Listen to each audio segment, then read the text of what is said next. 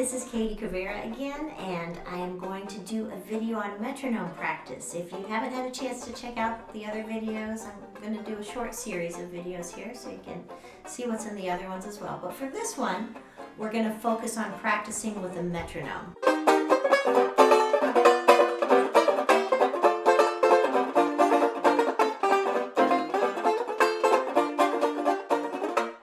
I feel like practicing with a metronome is one of the best things you can do as a musician, as a rhythm section player. You just need to constantly develop and fine-tune your sense of time. So the first step is to get a metronome. Now, this is my old one. We have these large ancient ones. I even have a wind-up one, but you know, those kind of lose time as they wind down. This is just an obnoxious electronic one. Sounds like that. I don't really use it a lot anymore because I now have it on my phone as an app, which is much better. It's got a lot more bells and whistles. So you can download a free metronome app to your phone, or you can go to the music store and buy one of these big chunky guys, and they work too. So the material I'm going to talk about in this video, I learned from a banjo player named Buddy Wachter. And I believe he's retired now. There's not a lot of online presence from him. He used to sell banjo learning courses, and you can still find a few of those on eBay, maybe on Amazon. I think I saw his tenor banjo method. He plays tenor and plectrum tuning, but I saw it on Amazon. So definitely check him out if you can. But I just wanted to give him some credit because some of these I took from a lesson I had with him years ago, and they're just good techniques. Practicing with a metronome is always a good technique.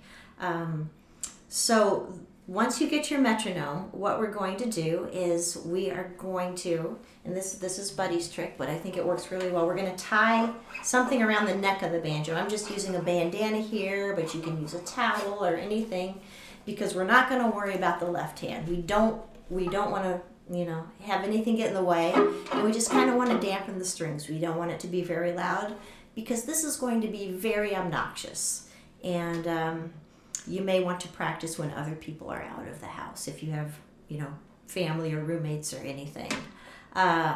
You're going to get your metronome, and I'm just going to use this big guy again here, and set it on a pretty slow click. Let me see. I have this one at about, I can't see too well, but it's about 64, maybe somewhere in that area.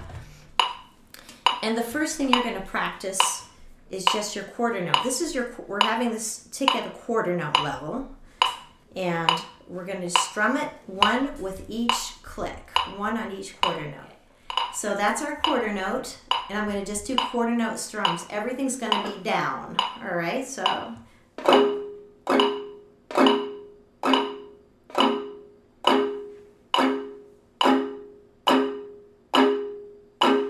very zen. What I'm trying to do is hit the metronome every time that click happens, so it almost becomes one sound. And this is, every time I hear a click, I hit the strum.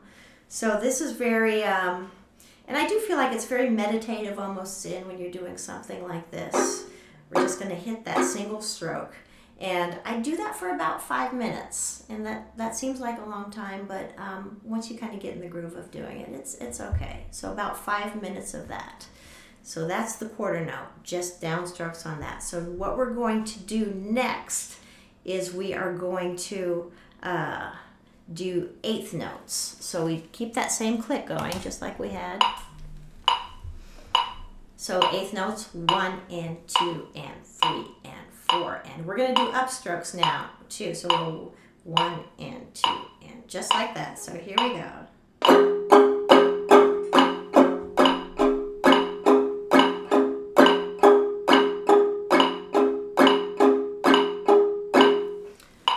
So same idea. I'm trying to hit that downstroke with that click, keep them very even right next to each other so they become a single sound, and then the upstroke has to fall smack in the middle of those quarter notes. So again, 5 minutes of this, you will drive your family nuts or your roommates if they're in the room when you're doing this.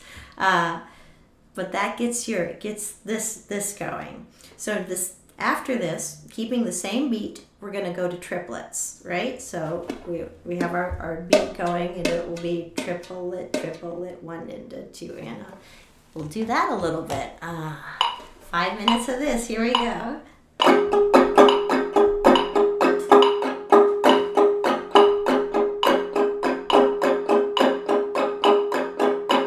Yeah.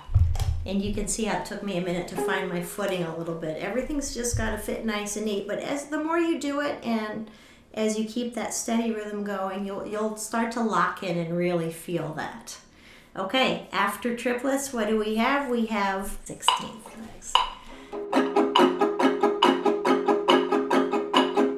There we go. Yes. Just let them lay in there, all 4 notes on each beat, nice and like that. Now, here's the question. Why in God's green earth are we doing this? Well, it's developing our sense of time. We're getting a really strong feel of where that quarter note should be.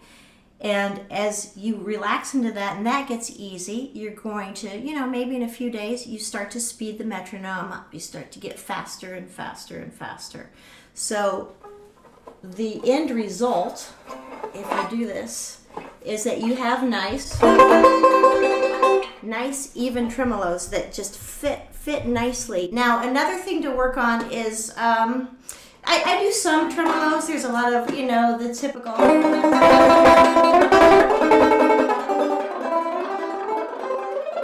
The World is Waiting for the Sunrise is the big banjo hit that a lot of people do the tremolo section to, and that's nice.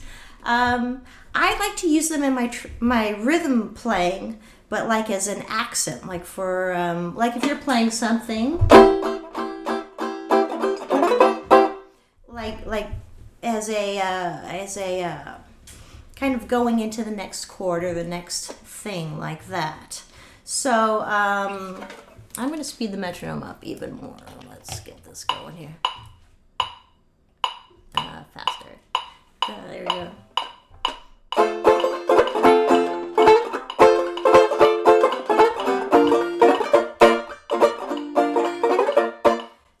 Like you're moving onto the next chord. And there's a way to practice if you just want to practice that type of little tremolo too. What we would do is you have to think about it like 4 beats, and then I think of a triplet on the 4th beat and to beat one of the next. So what we're going to do is go 1, 2, 3, triplet, 1, 2, 3. So if we turn our metronome on.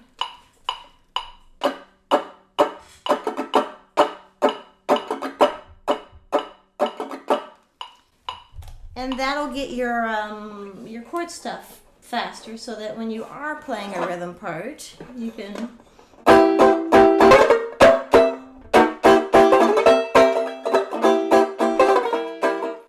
do those tremolos into the next chord shape.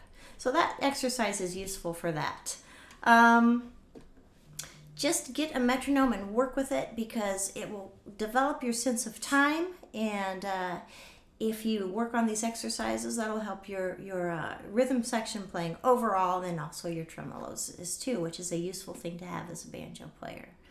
So I think that covers my my metronome video, but please take a look at some of the other videos in the playlist, and have fun playing your banjo. Thanks so much.